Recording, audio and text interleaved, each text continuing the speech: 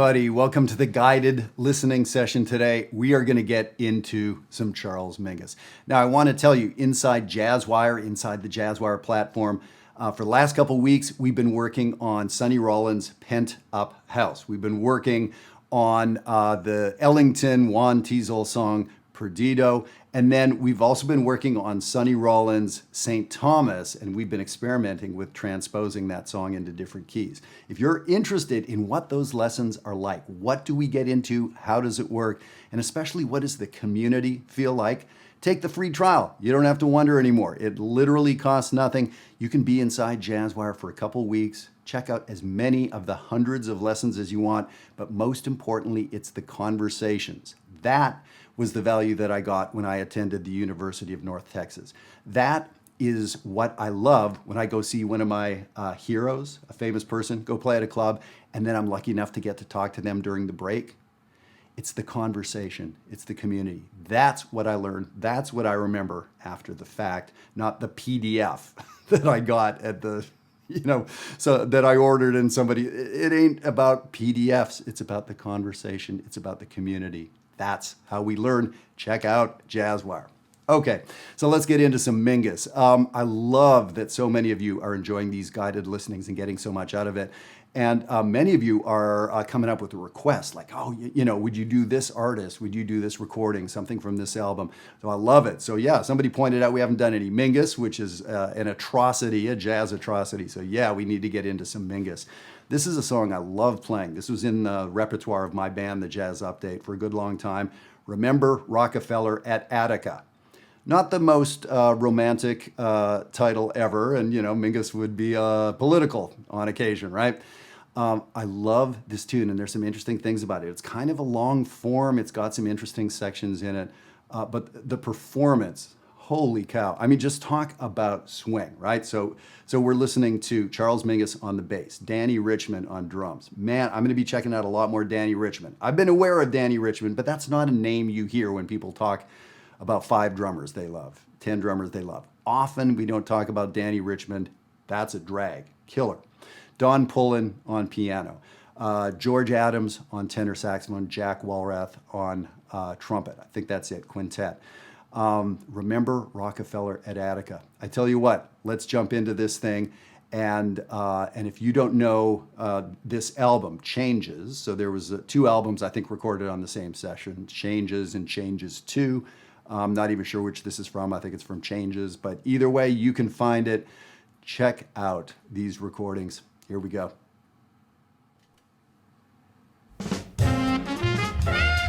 I love that opening line. Beautiful. Just so swinging and walking, right?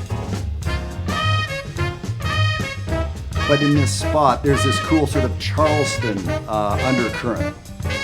Back to swinging. Quarter note triplet, so some really interesting rhythmic stuff going on.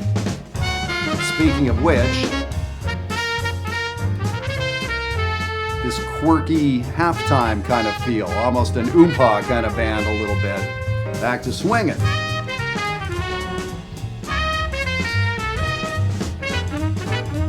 And again, this sort of comical rhythm inside the tune. Back to the first part.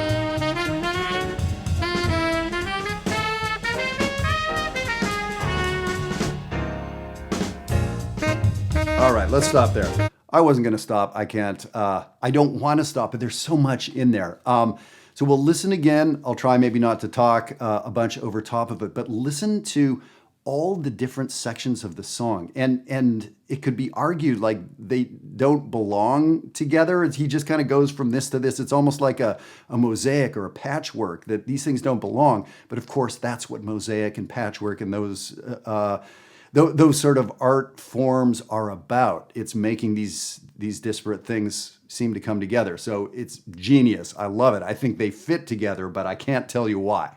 Okay, there's a lot going on rhythmically. The last measure of the chorus, it's a very long chorus. I don't even know how long the tune is, 70 some measures. I mean, it's a long form. The last note, the last measure of every chorus is piano playing this dominant 13 chord, and just holding it.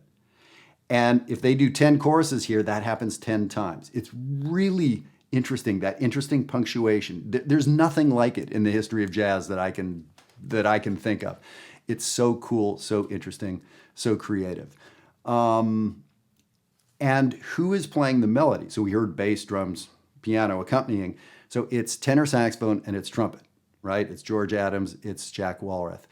And man, just that classic sound of tenor sax and trumpet. Nothing up against the alto players and the trombone players and everybody else out there, but that is the sound. It works. Meat and potatoes. Sorry to the vegetarians out there. You get what I'm saying. That pairing, oh my God. And these guys are playing so great together. The intonation is so killer. It sounds like one instrument. So let's dive in from there. I've given you some things to listen to. Let's go back to the top.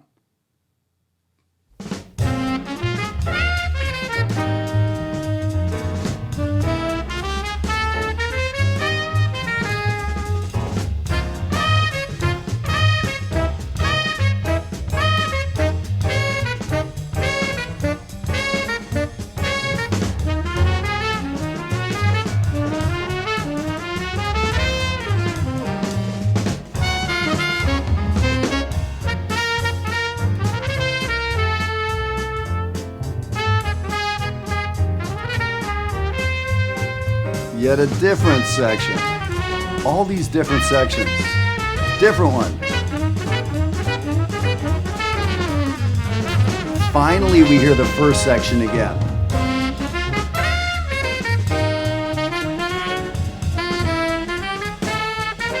Here's the end of the chorus. Top. Woo!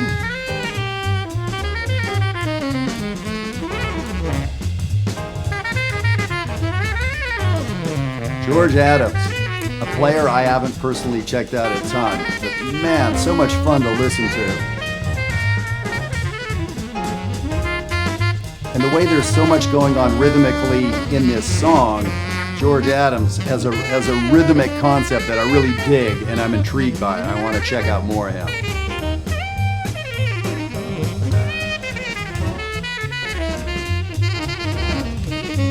So this is all still the first long chorus of this tune.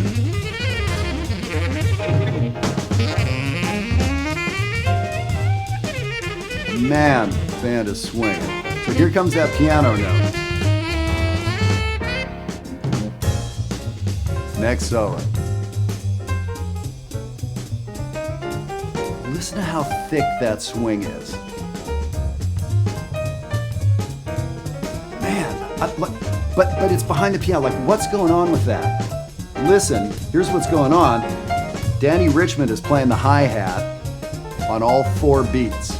That usually doesn't happen, and that gives it this really propulsive feel if it's done right. He's doing it right. That's a great sound. Tony Williams is someone that would do it. You know, it's not the only drummer in the world, but it's atypical. And it really gives an interesting sound. Love it. Danny Richmond.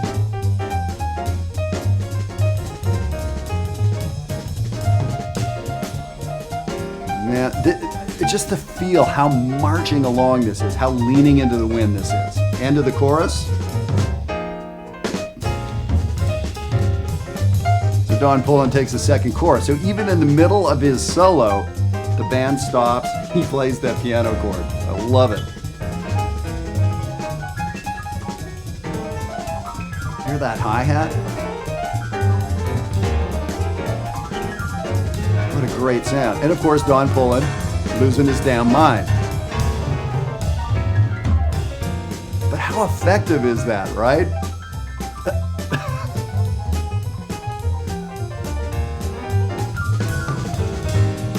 I totally love that. I totally appreciate it. He's getting emotions out of me. That's what art does. Gets emotions happening. Awesome.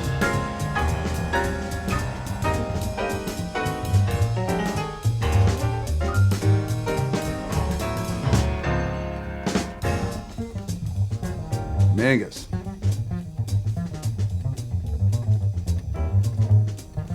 Ugh. So powerful, clear, sane.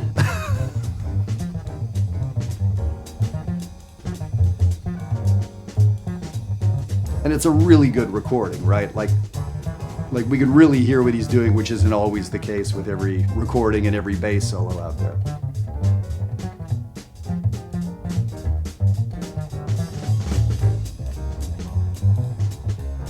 And again, the drive that Danny Richmond and Don Pullen have behind the bass. Like there isn't Mingus driving the big truck.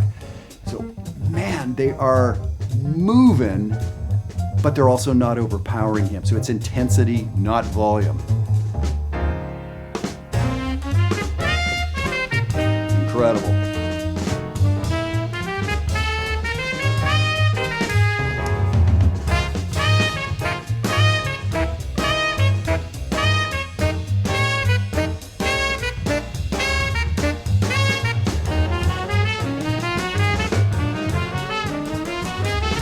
And that section there is really interesting. Like these different rhythmic sections for the bass player and the drummer and piano, rhythm section, accompanist, their question is going to be, should we swing 4 as that's going on over top? Should we join them? So interestingly, through a lot of these crazy rhythmic sections, Mingus is just walking. He is just storming ahead. It's very interesting.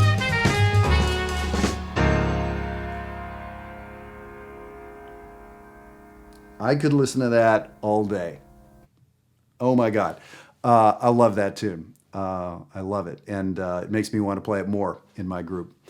So what I was saying is all those different, disparate sections of the song and different rhythmic content, and Mingus chose, I think, in all those settings to just be driving, swinging straight ahead. He wrote the tune, right? But he knew or decided like this needs to have an engine going ahead and this goofy stuff can be happening over here. So now Danny Richmond is wondering, well, I've got 4 limbs. Do all 4 limbs stay with Mingus?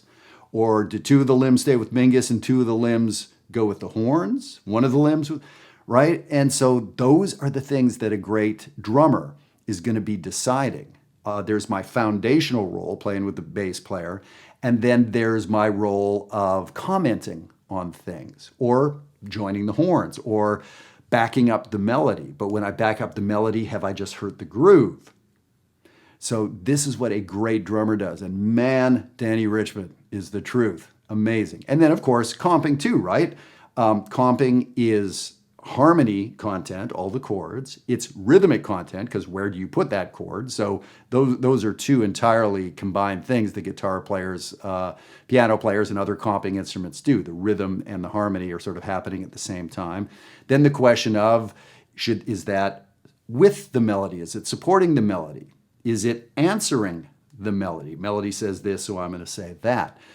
All these decisions are what an incredible team is. And this band, on these recordings are amazing. So if you haven't checked out a lot of Mingus, if you've never heard this tune, if Danny Richmond, there's a lot of MVPs on this recording, but I'm just transfixed with Danny Richmond. So I'm going to be bugging all my drummer friends about Danny Richmond for the next couple months.